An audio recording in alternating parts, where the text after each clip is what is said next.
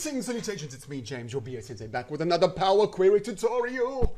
In today's video, we're going to do some pattern matching using this data set over there that contains a set of keys. Now, the pattern we're looking for is we need at least two X's in the string, right? So in this example over there, you can see we have an X there. We got an X there in position 0 and in position 5. Now, the next part of the pattern is there a Z between any of the two X's? So in a case like this, there is a Z between the two X's.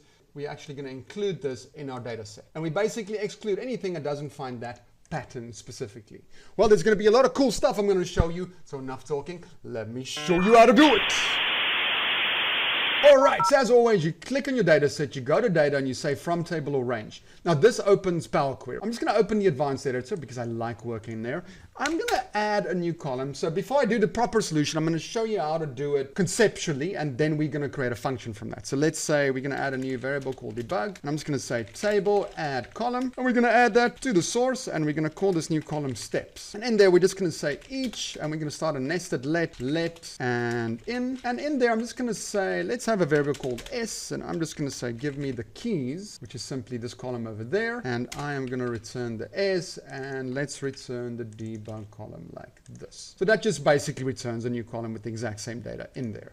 But now this is the beauty of a nested let. Now we can do some magic in a nested let. So the first thing that I want to do is I'm going to use a cool function called text position of. And basically what it does is you give it a character. Let's say in this case we give it an A.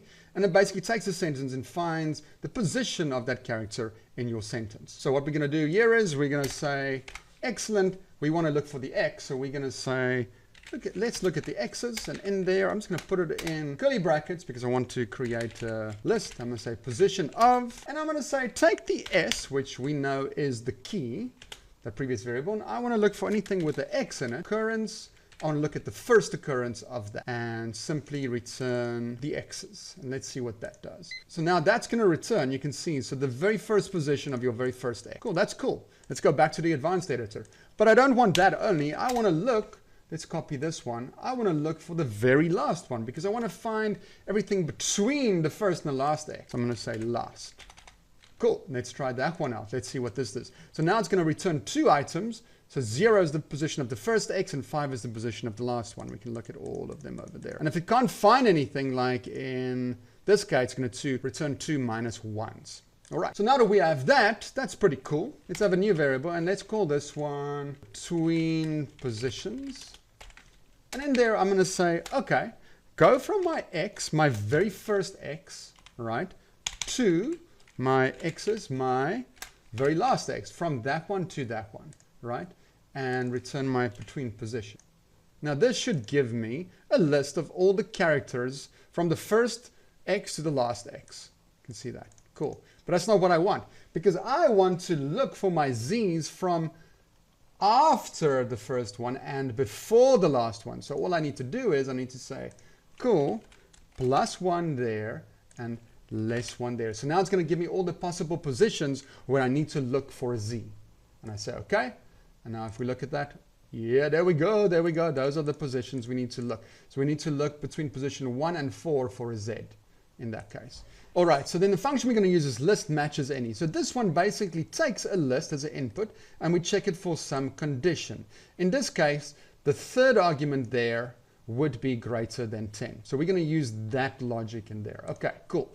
So let's quickly do that. So we're going to say, let's start a new variable. And here we're just going to call it find Z. And there I'm going to say list match any. I need to give it a list as an input. So that list would be my between positions, which is that little list over there. Cool. Once I have that, I can basically say each. Now I need to give it the condition. So text at, in a case like this for hello world, it will simply return character number 4, which is the O. So we're going to use text at to basically take the entire string and look through 1, 2, 3, 4. So text at 7, A, Z, 9, and look if it contains anything there and return a true if that's the case. So we're going to say there text at, and we're going to say the text is simply my S.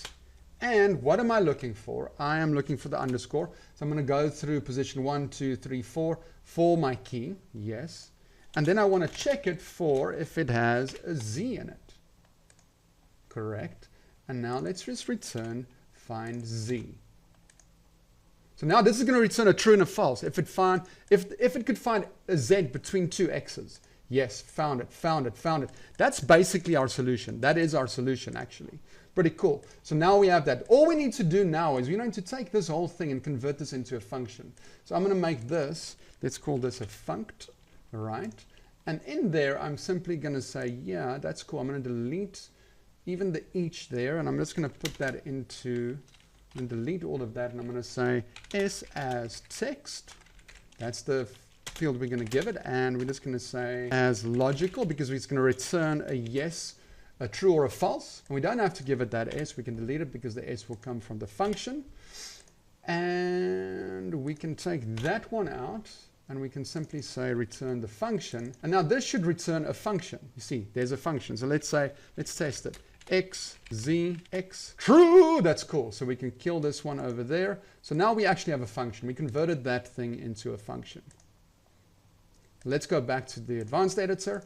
And now instead of ending it there, I'm simply going to call it. So I'm going to say this is my result.